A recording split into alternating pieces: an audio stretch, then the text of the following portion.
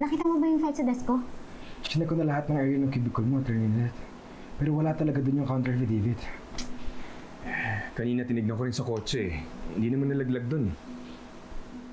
Cheers, Trixie! Good job! Ay naku, malamang nababaliw na si Lynette sa kakahanap ng file na yun. Alam mo, that's your karma for what she did to me kahapon. Alam mo, buti na lang talaga sinunod mo lahat ng utos ko sa'yo. But I'm just curious. Paano mo nakuha yung file na yun sa mga gamit niya? Well, good things come to those who wait.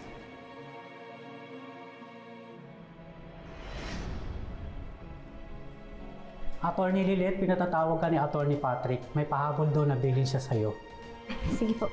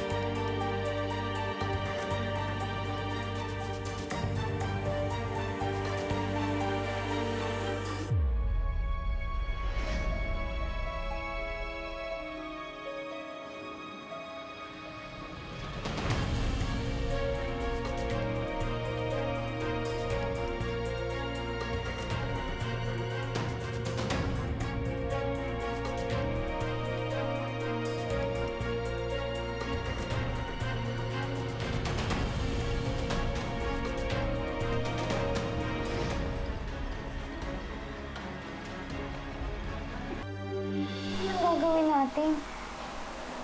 Today na yung deadline ng submission eh. Ano pa ba mangyayari pag di natin naisabit yung counter affidavit na to? Dalawang bagay lang pwede mangyari, Ino. Pag walang sagot ang respondent sa complaint, pwedeng magdesisyon o i-resolve na investigating officer ng kaso para sa mga ebidensya at statement na nagreklamo.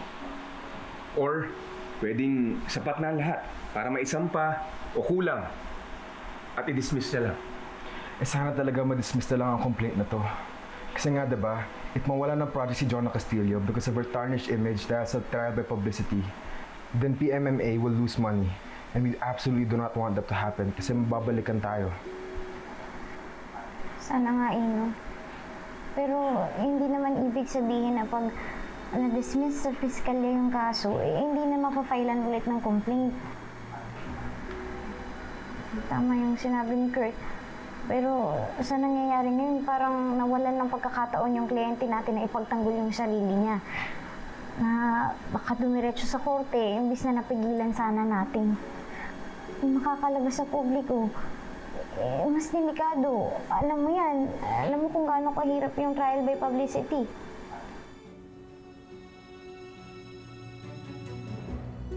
But are you even sure na walang nakakita sa'yo? Attorney Aaron, kung mag-alala. Lunch break nung time na yun, kaya walang tao masyado sa paligid. And remember, blind spot yung area ni Lynette sa CCTV. So I'm sure I'm safe. Brilliant! Maaasahan ka talaga. Alam mo, hindi talaga ako nagkamali na ikaw ang kinuha kong intern.